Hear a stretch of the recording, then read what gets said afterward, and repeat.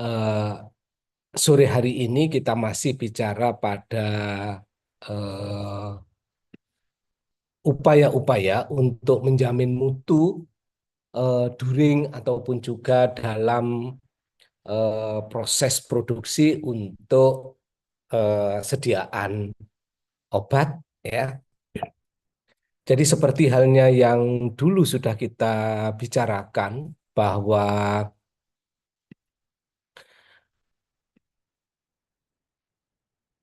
eh, untuk menghasilkan suatu produk maka mulai dari hulu, yaitu bahan baku, ya, sudah dilakukan pengawasan untuk mutu yang diatur bagaimana supply chain-nya, bagaimana eh, eh, spesifikasi dari bahan baku yang memang bisa masuk ke industri, sampai dengan kebenaran dari bahan baku sesuai dengan Certificate of Analysis atau tidak.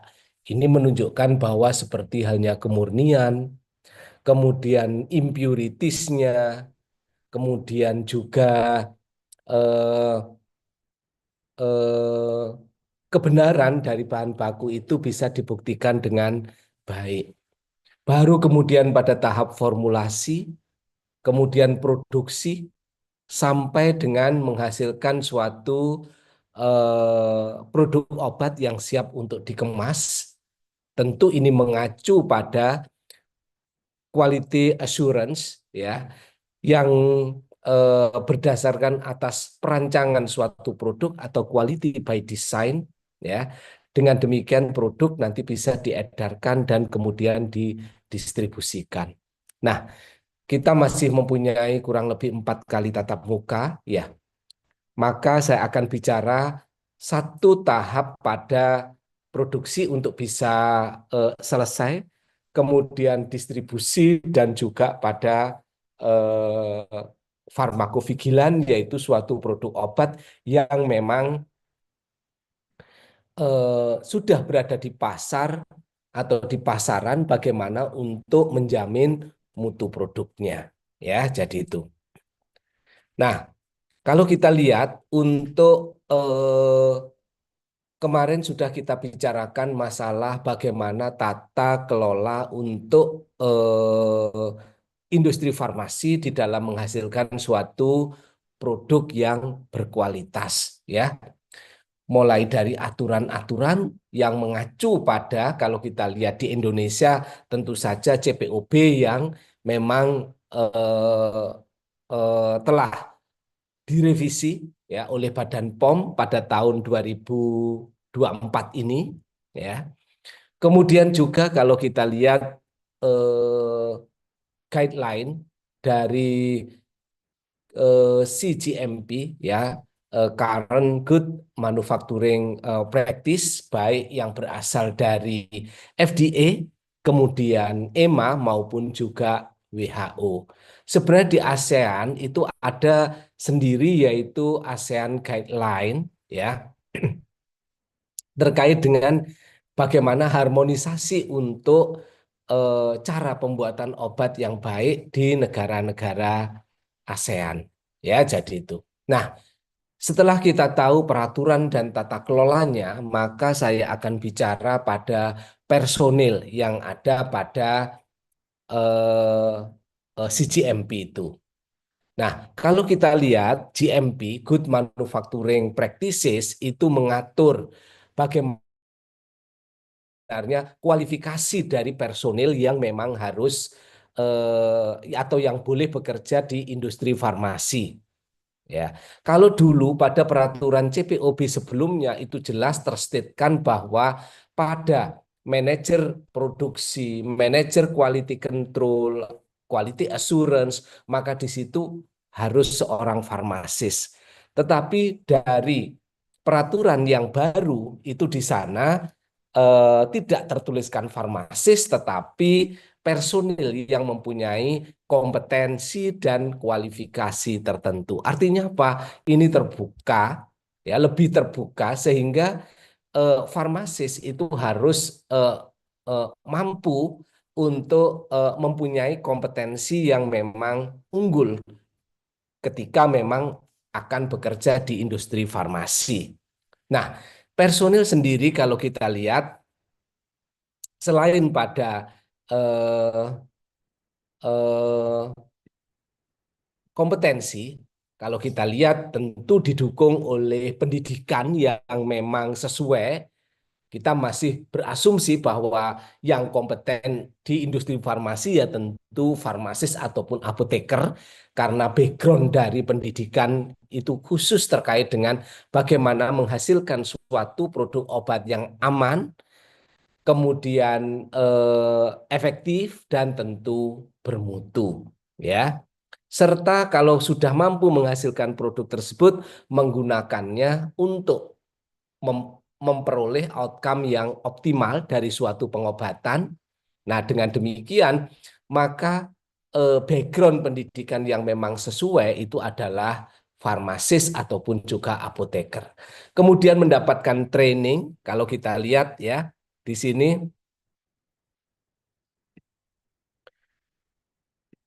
mendapatkan training yang memang memadai dan sesuai dengan kebutuhan, ya, serta mempunyai pengalaman yang cukup ya untuk menjamin keamanan, kualitas dan efikasi dari suatu produk obat.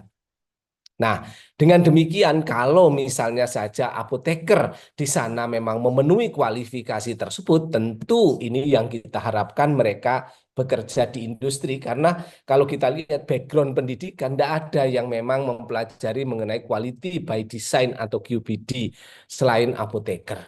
Ya, nah dengan demikian maka eh, kriteria untuk personil yang mempunyai kualifikasi dan juga telah mengikuti training yang cukup, ini tentu dia akan kompeten ya, serta kalau kita lihat eh, mempunyai kepatuhan yang baik pada CGMP ya, baik pada manufacturing ya maupun juga pada proses setiap tahapan packaging sampai dengan bagaimana untuk mengelola produk farmasi itu dengan baik. Ini kalau kita lihat dari FDA, ketentuan yang ada di FDA. Kemudian berikutnya, human resource itu merupakan elemen yang sangat esensial di dalam menerapkan sistem penjaminan mutu yang baik dan memuaskan, serta kalau kita lihat eh, cocok untuk industri di bidang produksi obat ya. Kemudian kalau kita lihat semua personil di dalam industri farmasi ataupun dalam ketentuan CPOB ini harus mengerti prinsip-prinsip dari good manufacturing practice ya. Dan kalau kita lihat mereka di awal sebelum bekerja ataupun juga ditugaskan pada unit-unit di industri farmasi, maka dia harus mendapatkan continuing training ya, termasuk instruksi di dalam ataupun juga petunjuk-petunjuk bagaimana menjaga higienitas dan sanitasi di dalam lingkungan pekerjaannya. Kemudian juga kalau kita lihat industri farmasi ya ini harus mempunyai jumlah yang cukup personil yang berkualifikasi, memenuhi persyaratan ataupun patuh pada GMP dan juga mempunyai pengalaman yang memadai. Dan kalau kita lihat setiap personil itu bertanggung jawab pada posisi masing-masing dan mereka harus menulis ataupun juga mengikuti job desk yang memang eh, telah disepakati bersama dan ditulis sehingga itu menjadi bagian yang dia harus lakukan pada setiap waktu dalam pekerjaannya.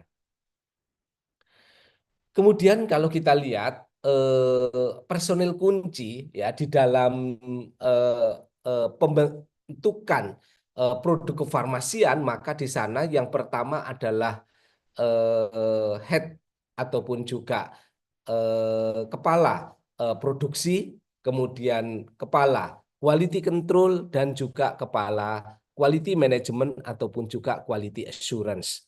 Ya, tiga posisi ini yang dulu itu menjadi area bagi farmasis untuk bisa menjamin mutu dari suatu obat. Nah, sekarang bagaimanapun juga farmasis harus mampu itu untuk bisa eh, menjamin dari mutu obat yang beredar di Indonesia. Ya, jadi itu. Nah, kalau kita lihat ya untuk eh,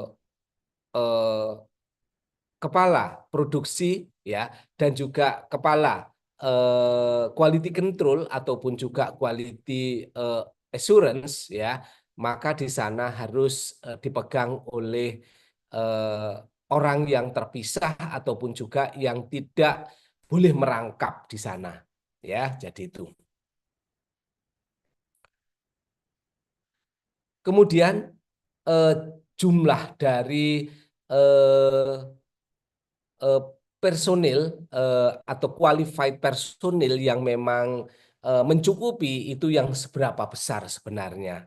Nah, kalau kita lihat ya pada CPOB yang ada di Indonesia maupun juga GMP, baik itu EMA maupun juga FDA, di sana dikatakan bahwa eh, eh, personil yang memang mempunyai kualifikasi yang memenuhi di sana ya tentu diharapkan akan mempunyai performance yang sangat baik ya dan juga dapat melakukan supervisi dalam setiap tahap untuk produksi obat ya, kemudian yaitu pada tahap manufacturing, kemudian processing, packaging ataupun juga holdingnya ya. Kemudian kalau kita lihat juga human resource ini ya harus menjamin memelihara eh, mutu yang standar mutu dan juga mencegah terjadinya ketidakpatuhan pada pedoman prosedur yang ada. Nah, di sana juga dikatakan bahwa personil yang memang cukup ya tentu diharapkan mempunyai ketelitian yang baik dan juga pemenuhan untuk supervisi di dalam proses produksi. Dengan demikian, maka pharmaceutical industry itu bisa secara efektif ya akan berjalan dengan didukung oleh eh, personil dan manajemen yang memang sangat baik. Nah, oleh sebab itu akhirnya tentu akan mampu menghasilkan produk obat yang berkualitas dan aman ya, jadi itu. Kemudian sekarang kita bicara pada head of production ya. eh, untuk head production di sana di dalam struktur organisasi pada industri farmasi harus menunjukkan ada seksi produksi yang diketuai oleh yang dikepalai seorang PIC yang memang bertanggung jawab pada pekerjaan-pekerjaan produksi. Kemudian yang kedua adalah pada quality control dan yang ketiga adalah quality assurance ataupun juga quality manajemen ya. Dan di sini harus dipegang oleh orang yang berbeda dan tidak diizinkan untuk merangkap jabatan pada posisi itu. Nah, untuk kepala produksi di sana ya harus seorang register atau qualified pharmacist ya, ini saya tambahkan qualified ya. Kalau pedoman yang lama itu register pharmacist ya. Tetapi nanti kalau kita lihat pada peraturan yang baru di sana tidak disebutkan farmasis tetapi qualified person ataupun juga competence person yang memang mempunyai eh, cukup training ya, kemudian juga pengalaman untuk praktek di dalam proses produksi obat dan juga mempunyai skill manajemen yang memang bisa menjalankan tugasnya secara profesional.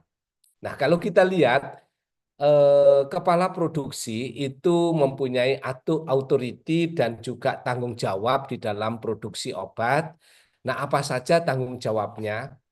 Ini tanggung jawab kepala produksi yaitu untuk menjamin bahwa produk obat yang dihasilkan dan disimpan ini eh, comply ataupun juga mengikuti prosedur ya yang telah ditetapkan untuk bisa menjamin dan juga memenuhi persyaratan mutu.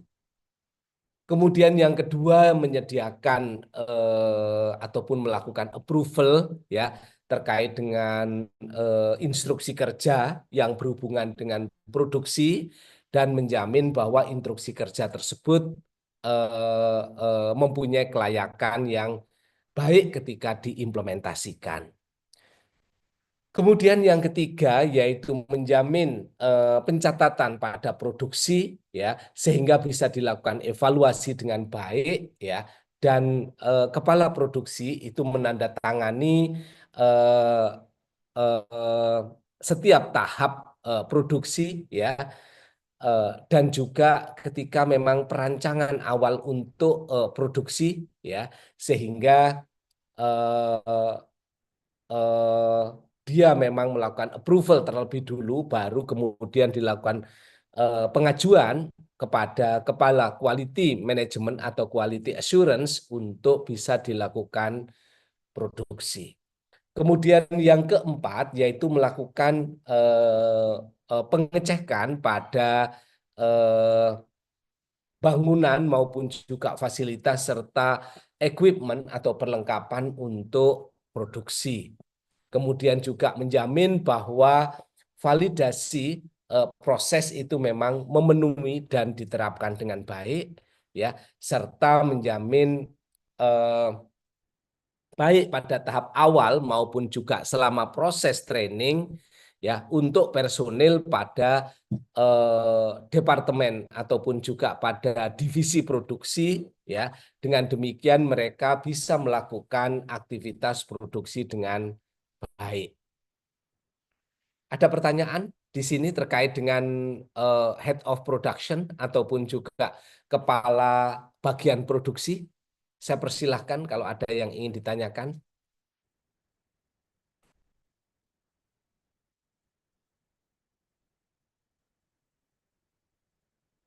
Tidak ada?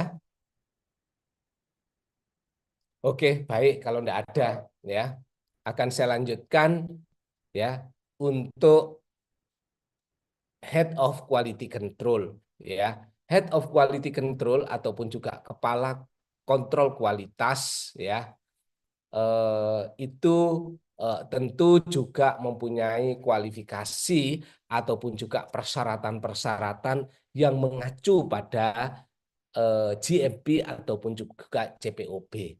Mereka harus mendapatkan training yang memadai, pengalaman praktek yang cukup, ya, kemudian juga skill ataupun juga kemampuan manajerial, ya, untuk mengelola bagaimana proses-proses quality control itu bisa dilakukan secara profesional, ya.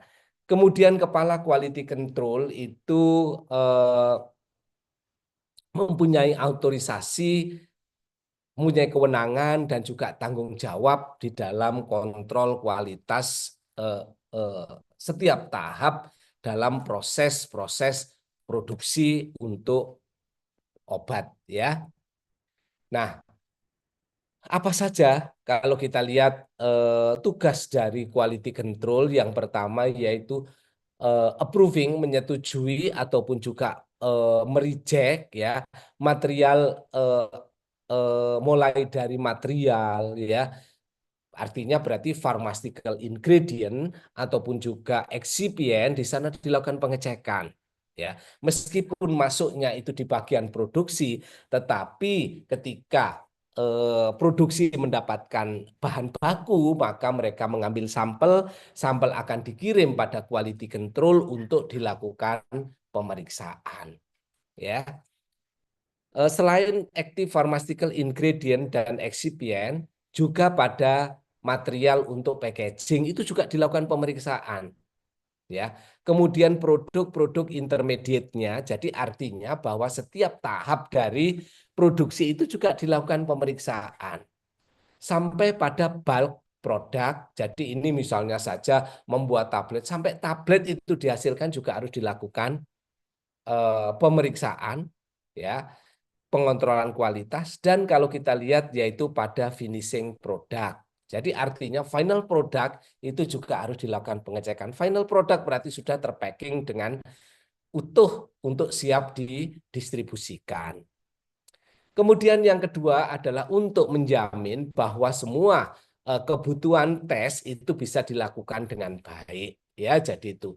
Jadi apa saja yang memang dilakukan, misalnya saja untuk melihat apakah bahan baku itu memenuhi, ya, maka dilakukan pemeriksaan terhadap bahan baku, ya, mulai dari kandungan aktifnya, impuritiesnya, ya, kemudian komponen apa saja yang ada di sana, sampai pada pemeriksaan karakteristik fisikokimia.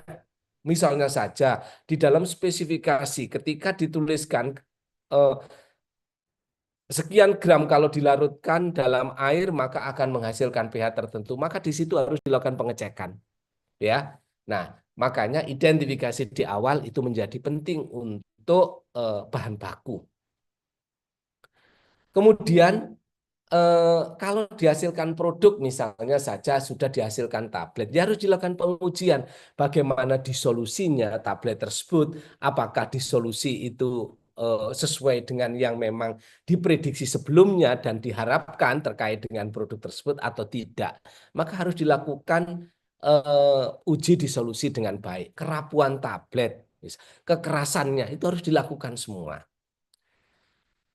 Kemudian yang ketiga yaitu melakukan approving specification. Jadi ketika memang di sana memenuhi spesifikasi tentu dilakukan approving, ya. Kemudian juga sampling instruction, ini artinya bahwa quality control di sana eh, eh, bisa meminta orang-orang dari eh, divisi ataupun juga di bagian produksi untuk melakukan sampling, ya, kemudian mengirimkannya pada quality control, ya, dan melakukan pengujian sesuai dengan prosedur yang memang telah dituliskan di dalam pemenuhan pada CPOB. Kemudian yang keempat yaitu approve, ya, berarti menyetujui di sana dan melakukan monitoring untuk semua analisis termasuk metode yang digunakan, keberterimaannya, gitu ya. Jadi selain pada metode, kemudian juga keberterimaannya. Semua data pada quality control itu harus bisa tertelusur dengan baik. Kemudian melakukan pengecekan dan pemeliharaan terhadap building, fasilitas, peralatan di area quality control, ya.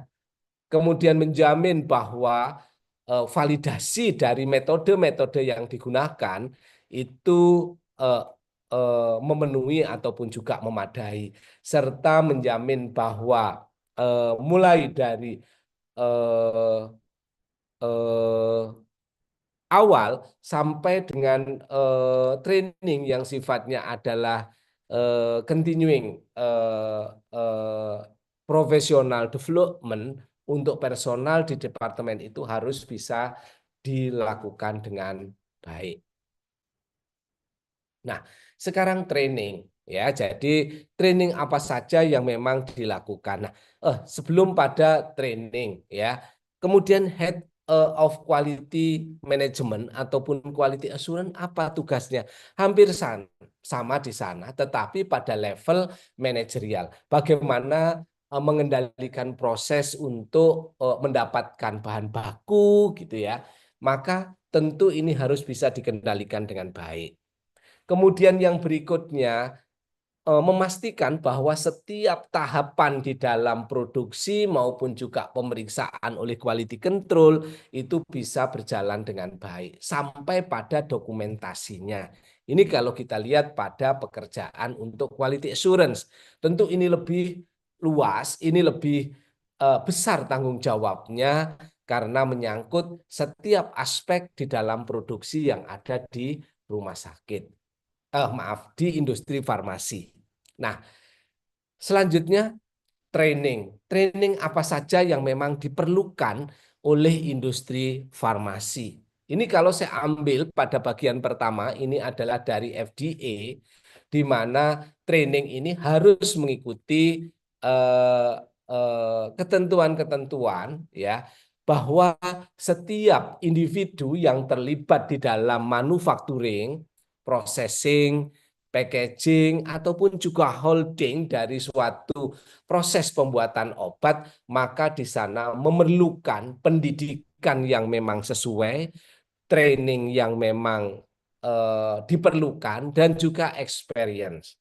Kombinasi dari itu nanti akan bisa mewujudkan menjadi profesional yang memang mampu melakukan aktivitas-aktivitas yang ada di industri farmasi, apakah di produksi, apakah di quality control, ataupun juga pada quality assurance, bahkan mungkin pada pengecekan untuk final product sampai dengan distribusi. Ya, jadi itu. Ini kalau kita lihat. Kemudian yang kedua, persyaratan dan pemenuhan dari kualifikasi personal tersebut ya, ini tentu eh, menjamin bagaimana pelaksanaan untuk produksi yang ada di industri farmasi ya, dengan demikian knowledge dan juga skill yang diperlukan ini tentu harus dipenuhi dan harus compliant pada CGMP ataupun juga CPOB. Nah, personal harus menerima training yang sifatnya spesifik ya untuk bisa melakukan operasional di dalam industri farmasi sehingga performan dari industri farmasi ya ketika menghasilkan suatu produk obat ini bisa berjalan dengan baik. Dan ini kalau kita lihat tentu mengacu pada written procedure ataupun juga standar operating procedure yang memang tertulis dan juga harus dipatuhi. Kemudian yang terakhir yaitu terkait dengan training ya. Kalau mengacu pada CGMP ya, maka di sana harus dilakukan ya oleh individu yang mempunyai kualifikasi ya, di mana mereka mulai dari basic sampai dengan profesional, mereka bisa memberikan dengan baik, dan juga setiap personil yang ada di industri farmasi di sana harus bisa mengikuti pelatihan-pelatihan itu dengan sangat baik. Nah, ini kalau kita lihat spesifik training ya, coba dicek dulu untuk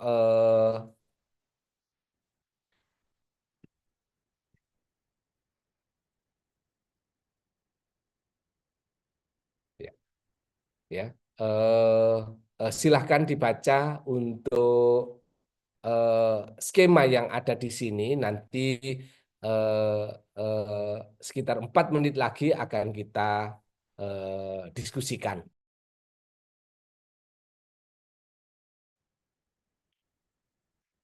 Jadi untuk training bagi personil yang ada di industri farmasi, baik mereka itu yang berada pada quality control produksi ataupun juga quality assurance ya, maka mereka harus mengikuti berbagai macam training mulai dari yang sifatnya itu adalah basic training sampai dengan yang memang profesional untuk menangani berbagai permasalahan yang muncul pada saat produksi maupun juga pada saat quality control, ya.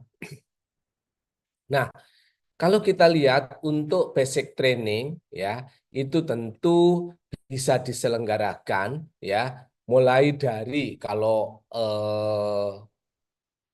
hanya misalnya saja orientasi, gitu ya.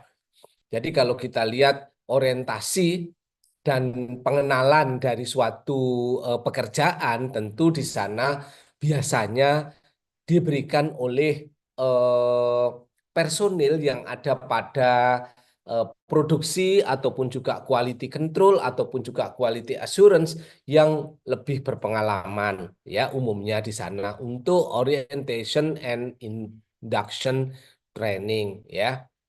Kemudian kalau kita lihat juga training itu ketika memang dilakukan secara bersama-sama untuk eh, antara staf dari direktorat ataupun juga pada bagian yang satu dengan bagian yang lain itu bisa dalam bentuk classroom training. Ini umumnya ketika memang diperlukan interaksi antara personil yang satu dengan personil yang lain.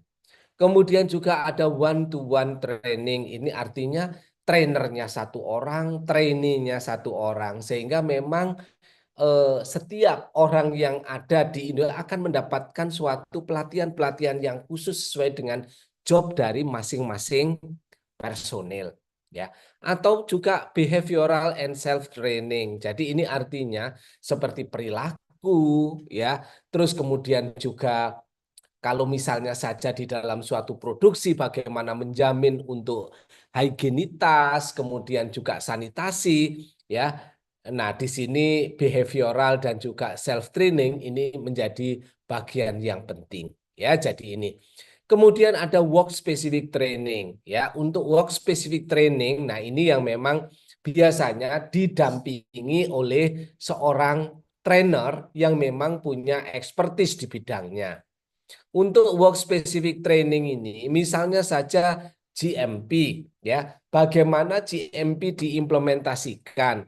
Kemudian ketika memang ada kendala di dalam melaksanakan, maka apa yang memang harus dilatihkan ataupun juga ditrainingkan kepada personil, baik pada produksi, quality control maupun juga quality assurance, supaya memang mereka bisa comply ataupun juga sesuai dengan ketentuan yang ada pada CPOB misalnya. Atau mungkin safety, ya. Jadi safety bagaimana ketika memang melakukan aktivitas dengan demikian maka safety di dalam pekerjaannya itu bisa berjalan dengan baik, hygienes, ya, sanitasi dan lain sebagainya. Kemudian juga ada kalau kita lihat GCP, ya. GCP berarti di sini implementasi dari good laboratory, good manufacturing practice, ya, untuk bisa menangani berbagai permasalahan yang ada pada saat manufacturing untuk produk obat. Ada lagi on the job training, ini kepatuhan terhadap SOP, jadi itu harus di training, ya, harus dilatih, ya. Kalau tidak dilatih pasti ya tidak akan patuh gitu ya pada standar operating prosedur yang ada. Dan yang kedua adalah technical skill training. Technical skill training ini berarti tekniknya itu memang kemampuan dari teknik itu memang dilakukan pelatihan. Nah, ini adalah contoh dari pelatihan-pelatihan yang memang harus diberikan ketika seseorang itu bekerja di industri farmasi sehingga mereka punya compliance yang tinggi pada GMP, Good Manufacturing Process, practices, ya, di dalam menghasilkan suatu produk kefarmasian. Ada pertanyaan sampai di sini saya persilahkan. Silahkan kalau ada yang bertanya.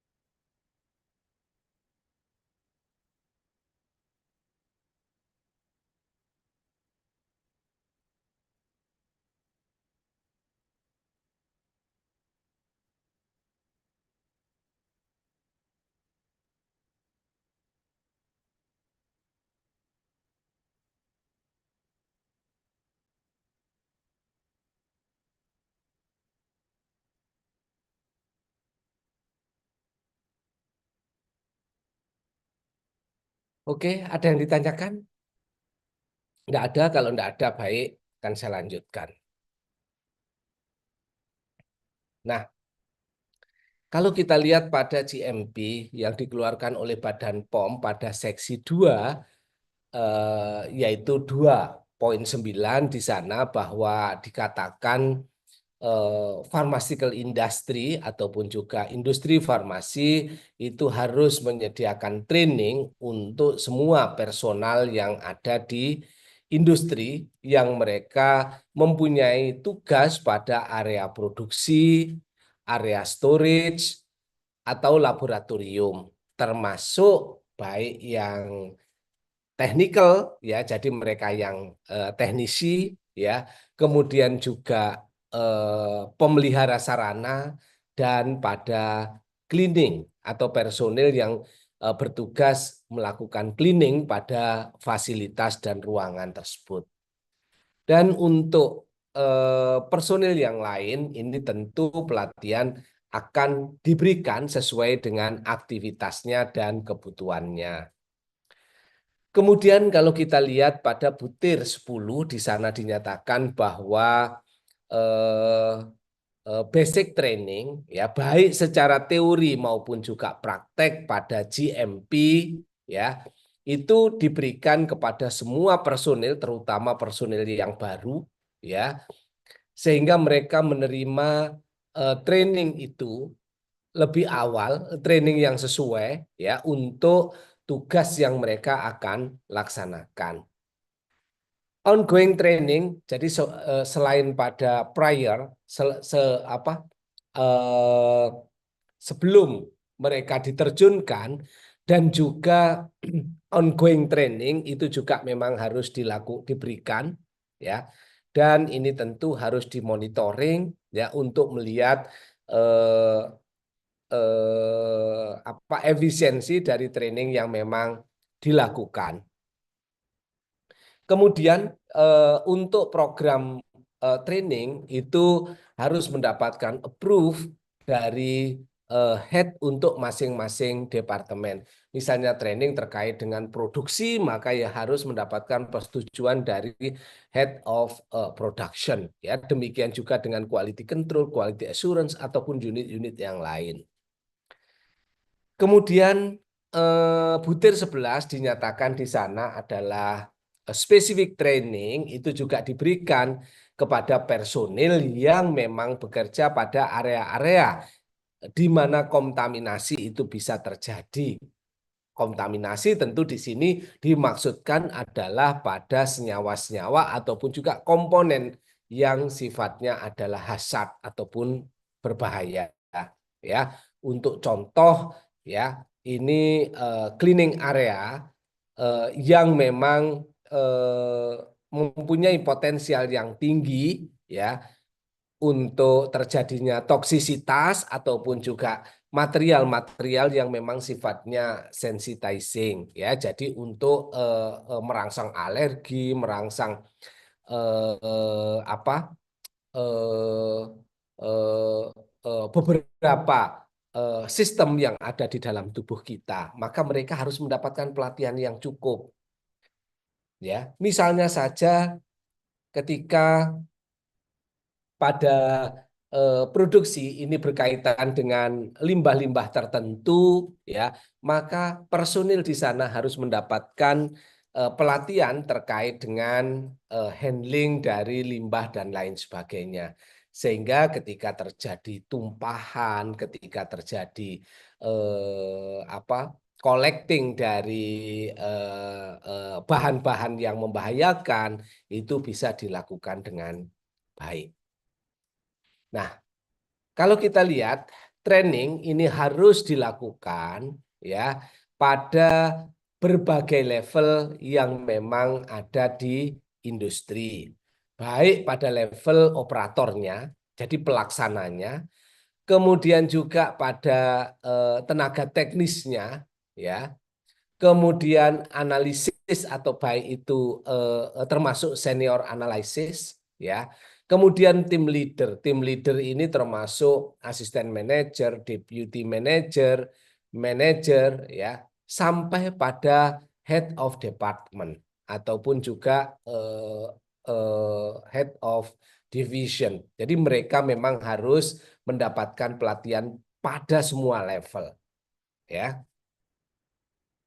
Kemudian kebutuhan training, ya, dan juga identifikasi dari trainer sehingga mereka bisa dipilih untuk bisa memberikan training. Yang pertama tentu dilihat training programnya. Kemudian yang berikutnya adalah validasi dari training. Kemudian efektif implementasinya ya dari program training. Jadi kalau misalnya di training tetapi tidak bisa diimplementasikan, tentu ini bukan merupakan training yang sifatnya efektif, ya. Kemudian assessment ataupun juga evaluasi, ya. Ini training itu juga harus dilihat evaluasinya, ya, dan feedbacknya apakah itu bisa diterapkan, menguntungkan atau tidak. Jika memang training itu sangat diperlukan sementara personal di sana penguasaannya belum memadai, maka perlu dilakukan retraining, ya. Karena juga kalau kita lihat seperti dalam Recording in progress. ya, seperti dalam kehidupan kita, ya. Itu kadangan kita itu ya rajin, kadangan kita itu ya malas gitu ya. Nah, maka di sana ada periodik, ada aktivitas-aktivitas yang sifatnya adalah secara rutin, secara periodik itu dilakukan. Dan yang terakhir bahwa training di sana itu harus dilakukan recording dengan baik, pencatatannya dan juga pada retensinya. Sehingga setiap orang itu nanti akan mendapatkan suatu training yang berkelanjutan dan terrecord dengan baik.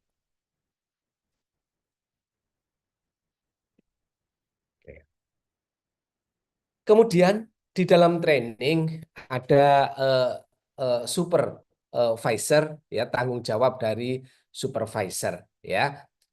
Jadi kalau kita lihat dalam peraturan, ya, yang untuk memang eh, menjamin eh, eh, pemenuhan dari personal yang mempunyai kualifikasi, ya, maka ini harus dimonitor dengan baik dan memang ada personil yang bertugas untuk melakukan supervisi. Dan posisi itu memang di industri farmasi yang memang harus ada. Sehingga eh, individual eh, eh, tanggung jawab individual di sana untuk melihat secara keseluruhan dari proses manufacturing, ya, kemudian packaging, kemudian holding ini dapat dilakukan dengan baik dan mereka mendapatkan eh, eh, training, ya, eh, dengan materi dan juga pelatihan yang memadai, ya, untuk menjamin bahwa ketika menghasilkan produk obat maka tentu masing-masing personil itu memahami bagaimana safety dari suatu obat, identitinya, strength-nya, quality-nya, purity-nya, ya, itu menjadi hal yang penting. Tentu kebutuhan yang memang harus di garis bawahi itu adalah bahwa supervisor, ya, yang kompeten itu mempunyai peran di dalam menjamin integritas dari proses untuk manufacturing ataupun juga menghasilkan suatu produk kefarmasian. Dan hasilnya tentu diharapkan bertemu dengan standar yang ada, ya. Nah, kalau kita lihat supervisor holding, ya, terkait dengan accountability, ya, maka tentu di sana kualifikasi dan persyaratan lain memang harus terpenuhi sehingga quality dari suatu produksi pharmaceutical produk itu bisa berjalan dengan baik. Kemudian selain pada personal, ini juga pada building dan fasilitasnya.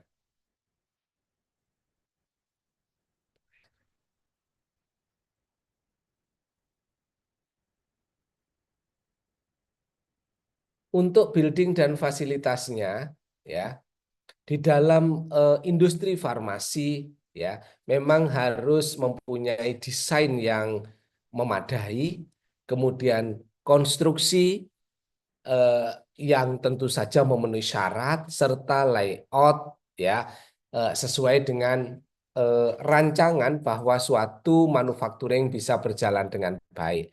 Dan di sana harus fasilitas itu harus berada pada kondisi yang baik serta dipelihara untuk dapat melaksanakan eh, eh, kegiatan operasional yang memadai.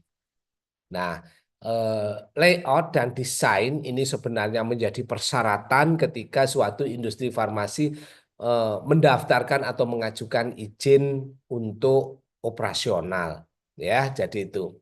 Jadi pada saat izin prinsip, ya, itu ada, kalau industri farmasi berarti ada izin prinsip, kemudian ada izin operasional. Pada saat izin prinsip itu pun sudah harus menyertakan layout dari desain fasilitas yang ada. Tentu di sana harus memenuhi, ya, mulai dari resiko terjadinya kesalahan, resiko terjadinya kontaminasi atau cross kontaminasi, ya, ataupun juga peluang-peluang terjadinya kesalahan ataupun juga eh, eh, hal yang tidak sesuai, ya, itu bisa diatasi dengan baik, ya. Nah, dan untuk fasilitas terkait dengan cleaning, sanitasi, dan pemeliharaan, ya, ini tentu dikelola, diatur, jangan sampai terjadi cross kontaminasi, kemudian juga akumulasi dari debu, ya. Makanya kalau kita lihat industri farmasi itu lantainya saja kan tidak bersudut, ya. Jadi misalnya saja setiap pertemuan antara lantai dengan dinding di sana tidak ada yang bersudut untuk di industri farmasi supaya memang tidak ada akumulasi. Demikian juga tidak ada profil apapun pada pintu dan lain sebagainya. Sehingga tidak ada akumulasi debu, ya. Dengan demikian tidak ada hal yang mengganggu terkait dengan fasilitas dan building yang ada terhadap kualitas untuk produksi obat. Ini kalau kita lihat, nanti saudara bisa melihat pada Farmakope Indonesia 6, ya, ataupun juga USP ataupun pada BP, saudara bisa melihat. Nah, apa persyaratan fasilitas building dan area yang memang ada? Yang pertama adalah area yang digunakan untuk menerima bahan baku, space for receipt of materials, ya. Kemudian yang kedua, setelah diterima, barang itu harus disimpan di karantina. Berarti di sana quarantine of incoming goods, di sana memang ada tempatnya. Nah, jika memang sudah lolos dari pemeriksaan di karantina dan spesifikasi memenuhi, kebenaran dari bahan itu sudah apa, bisa dievaluasi dengan baik, maka baru dilakukan penyimpanan, storage of raw material and packaging material. So that jadi untuk bahan baku dari materialnya dan juga pada packagingnya itu harus disimpan. Kemudian ada ruang penimbangan, ya, weighing, ya, dan delivery, tempat untuk menghantarkan bahan baku ataupun juga produk, ya. Jadi ada berarti di sana ada ruang antara, berarti seperti selasar untuk menghubungkan satu bagian dengan bagian lain sehingga proses penimbangan, proses penghantaran suatu material maupun produk bisa dilakukan. Kemudian ruang untuk manufacturing, yaitu processingnya. Kemudian peralatan untuk pembersihan, peralatan untuk storage, ya. kemudian bulk product storage, kemudian ruang packaging, karantina, ruang karantina untuk finish ataupun juga final product sebelum mendapatkan eh, eh, produk approval. Kemudian eh, fasilitas yang memang digunakan untuk delivery dari produk serta laboratorium untuk kontrol kualitas. Ini kalau kita lihat memang harus terpenuhi. Baik, ada yang ingin ditanyakan sampai di sini? Tidak ada? Oke, baik. Kalau tidak ada akan saya lanjutkan. Nah, kemudian kalau kita lihat hal yang menjadi perhatian misalnya saja pada waging area, production area, storage area, quality control area, kemudian supporting facilities, misalnya saja restroom, kantin, dan lain sebagainya, itu harus menjadi bagian dalam, tetapi yang menjadi perhatian 4 poin di atasnya, seperti halnya tempat penimbangan, tempat produksi, tempat penyimpanan, tempat untuk melakukan quality control, berarti laboratorium, ini menjadi bagian yang harus ada di industri farmasi. Nah, pada building dan fasilitas ini untuk sarana produksi. Sarana produksi di sana harus memenuhi persyaratan-persyaratan tertentu.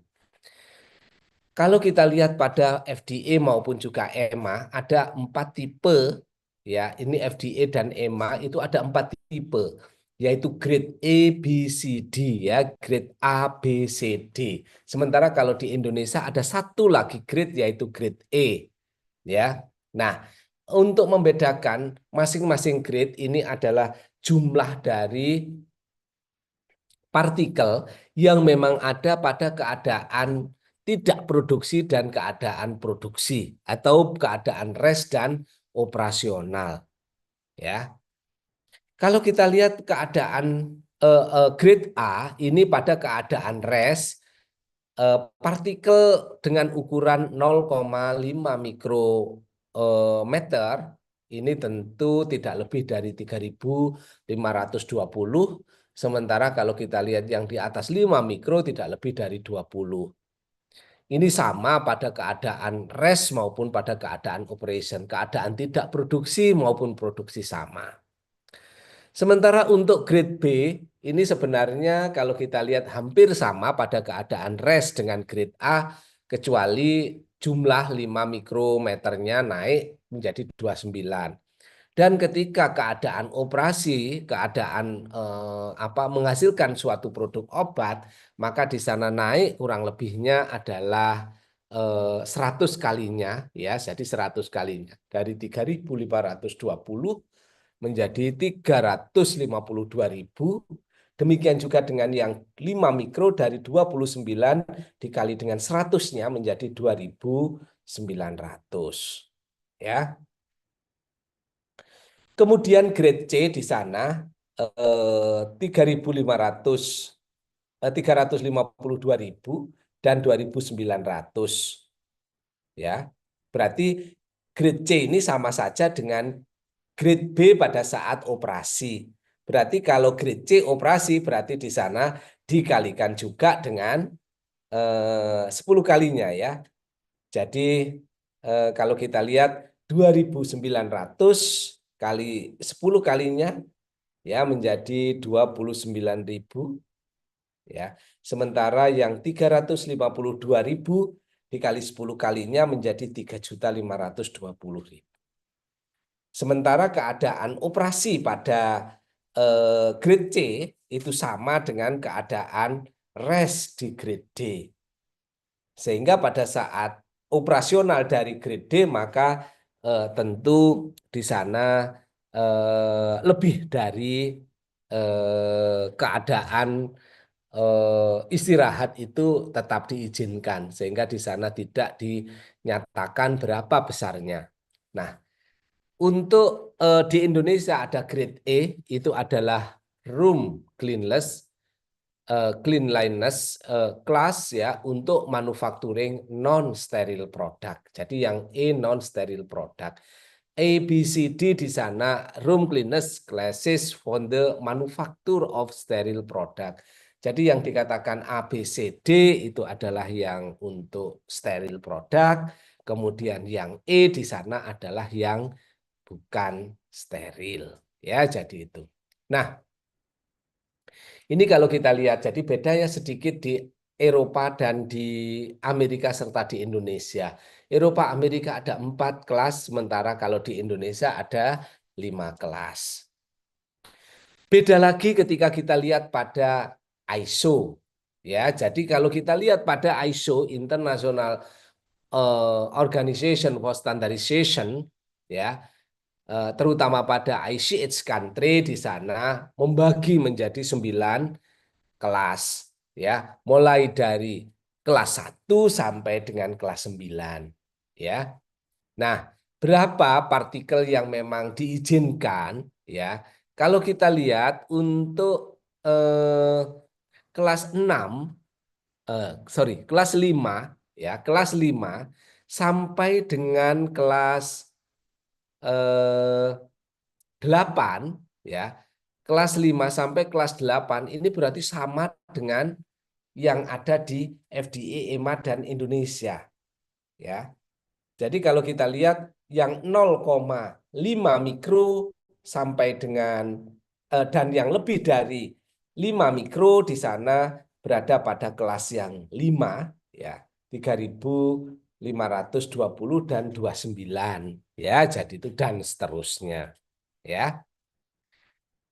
Sehingga kalau kita lihat sebenarnya pada kelas 1 sampai dengan kelas 4 di sana tentu ditujukan untuk menghindari terjadinya kontaminasi termasuk ukuran-ukuran yang lebih kecil sehingga jumlah dari partikel yang ada itu sangat rendah. Sementara kalau kita lihat di dalam produksi di sana di Indonesia 5, 6, 7, 8 itu tentu sudah bisa digunakan untuk produksi steril. Ya. Ada pertanyaan sampai di sini? Tidak ada? Baik.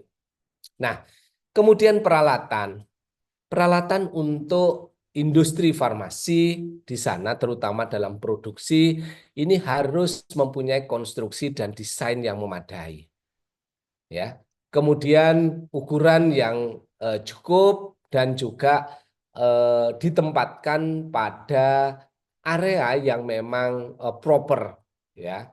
Serta kalau kita lihat dapat menjamin untuk kualitas produksi dari pharmaceutical product secara konsisten karena GMP itu harus konsisten di sana, ya, dan terpelihara, ya. Dengan demikian mencegah terjadinya cross kontaminasi, akumulasi dari das ataupun juga dari debu ataupun juga kotoran, serta kalau kita lihat secara umum di sana tentu diharapkan mempunyai tekanan negatif, ya, pada bagian produksi, ya, jadi itu.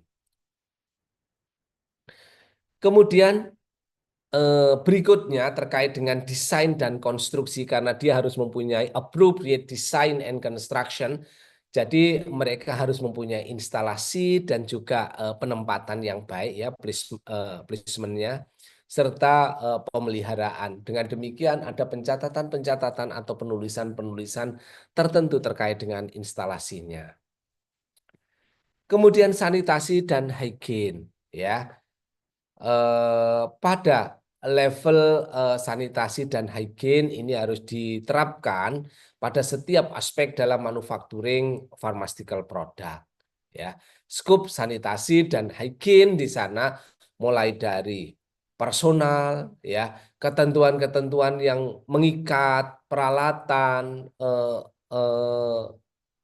eh, material produksi, kemudian juga kontainer, ya, pembersihan dan juga material desinfeksi, ya, serta setiap yang terlibat dalam proses produksi maka mereka harus bisa menjamin hygiene dan sanitasi.